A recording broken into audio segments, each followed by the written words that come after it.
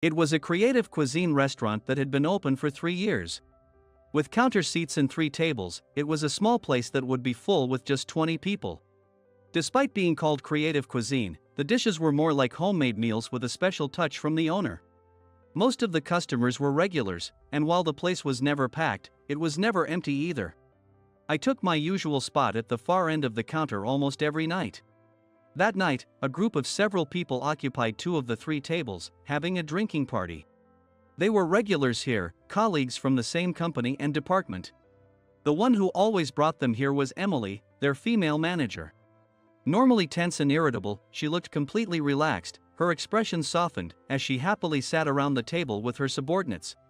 She had truly become a remarkable manager. From my counter seat, I watched her and her group, lost in thought. 5 years ago, I was one of their colleagues too. I joined the company fresh out of college and had been there for over 15 years, an old but low-ranking employee. It wasn't out of spite, but I had zero interest in climbing the corporate ladder and was unmotivated about my work. As long as I did my job adequately, left on time, and earned enough to live comfortably, I was content. The company's main business was to develop and provide information systems based on client requests. Those who were motivated honed their skills and advanced their careers. As for me, I had no such ambition and therefore had limited job responsibilities. However, that didn't mean I was unserious. I was never late. Even with tasks as simple as a newbie's, I did what I was given. Sometimes younger employees would ask, "Can you do this, Michael?" And if I couldn't, I'd answer firmly that I can't, and they'd apologize. Internally, they might have thought of me as useless or incompetent. But it never affected workplace relationships. I was a self-admitted salary thief, and no one complained about it. Then Emily was transferred here as a manager.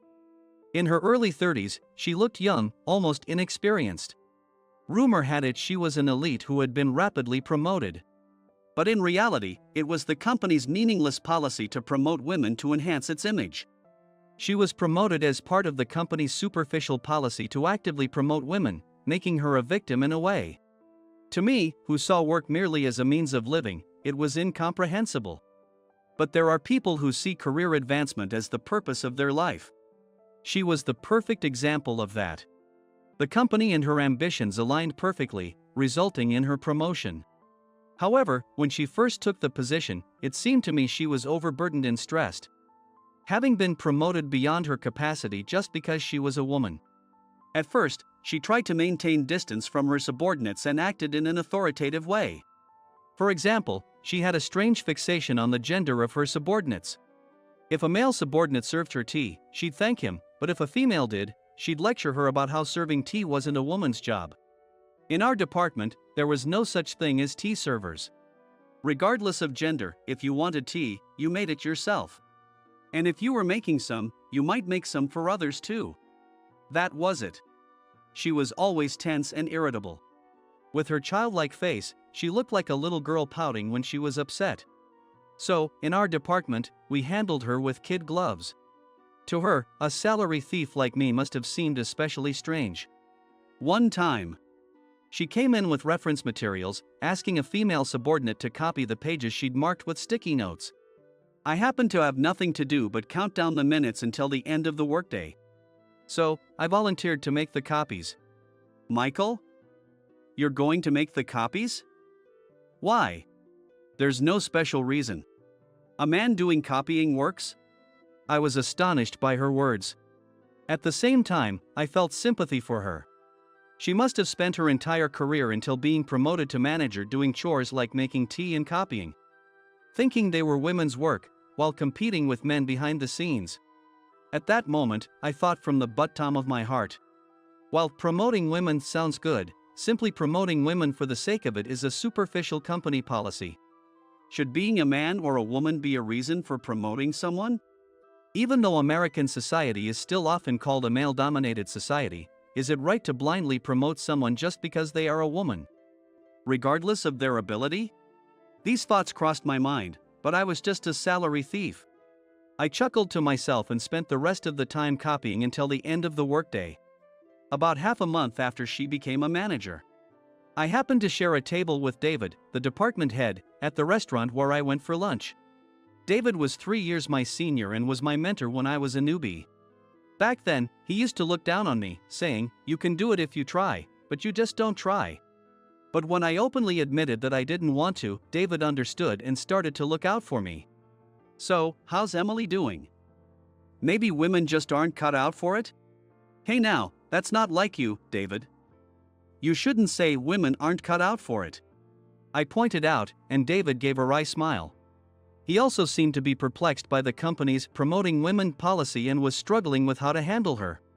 She is motivated, unlike me. Compared to you, anyone would seem motivated. In other words, motivation alone isn't enough, but you can't do without it either. Even with motivation, if the skills aren't there, it just leads to spinning your wheels. In the end, it results in nothing but futile efforts. Promoting women is easy to say, but it's tough in practice. It's hard on everyone involved. Even if it's tough, it has to be done. When I said that, David chuckled. He said he never expected to hear such words from me. I'll take direct responsibility for this project. It was a request from a long-standing client. They wanted to fix and improve some issues in their current information system. She probably wanted to make a significant achievement here. However, this led to overreaching. When the client's requirements document arrived, she responded quickly. Normally, we would visit the client, conduct interviews, and then devise a plan. But she had already prepared a solution independently before the first interview. And it was just one option with no alternatives. Several of the client's representatives were scheduled to attend the interview. Since she didn't want to face them alone, and I was the only one available, I accompanied her. She conducted herself confidently, asking questions and listened to the client's requirements. I started to think my presence was unnecessary until, "Here is the improvement plan we've prepared for today," she said confidently, spreading the documents on the table. The client's representatives looked at each other in stunned silence. I glanced at the documents and was shocked. What she had prepared wasn't an improvement of the current system but a complete transition to a new system. She passionately explained the benefits of the new system. However, the clients were just dumbfounded, their eyes wide open. Her passionate speech likely went in one ear and out the other. "Wait a minute, Emily," I interjected. I couldn't stand it any longer and stepped in to stop her. She glared at me like a sulking little girl. I shifted my gaze from her to the client's representatives across the table. "I apologize for Emily's behavior," I said to them. Then I quickly thought about how to proceed. The other day, at my favorite bar, the chef was complaining. He scolded a young apprentice, telling him the knife isn't sharp enough. "Take care of it," and the apprentice went and bought a new knife. As I laughed while saying this, the client representatives also laughed out loud. The only one not laughing was her. It seemed like the client's mood had improved. We managed to convince them by agreeing that we take the matter back and present a revised proposal later. After exchanging farewells and leaving the client's office, she still looked like a sulking girl. It was almost 6 p.m., the end of the workday. I called the office to let them know I would head home straight. "What was that story about the bar and the knife?" she asked. "It's just an analogy," I replied. She didn't seem to understand at all. So I told her. "I'm heading there now. Want to come with me?" "Where to?" she asked, puzzled. "To the bar I mentioned." "Let's check it out," I said. She tilted her head in confusion but followed me silently. I took her to the bar. We sat together at the counter facing the kitchen. "It's rare to see you with a woman," said Lisa, the familiar female chef. "See, this is the chef I was talking about," I said. "The chef is a woman?" I introduced her to Lisa as my boss and asked her to tell the knife story. "What was that story again?" Lisa asked, pretending to forget. "Come on, don't tell me you've already forgotten," I said, and started explaining it to her. It was just a few days ago. While I was drinking there, Lisa had complained to me with a frustrated look.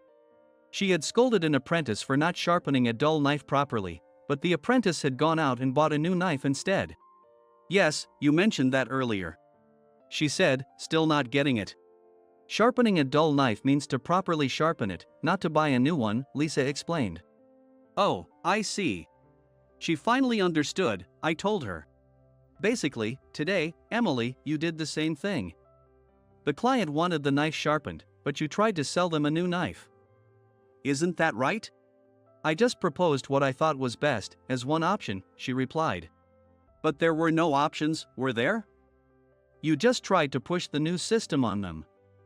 It was practically a hard sell, I said bluntly. The sulking girl fell silent and lowered her head. Hey, talking to your boss like that, is that okay? Lisa scolded me. You're right. I'm sorry, Emily, I said. It's fine.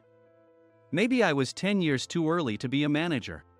Gone was the sulking girl, now she looked like a lost, confused, and endearing young woman. Being suddenly promoted to manager must be tough for you too, Emily, I said. Suddenly, I felt sorry for her and spoke as if it wasn't her problem. She gave a small nod and began to share what she had probably kept bottled up inside for a long time.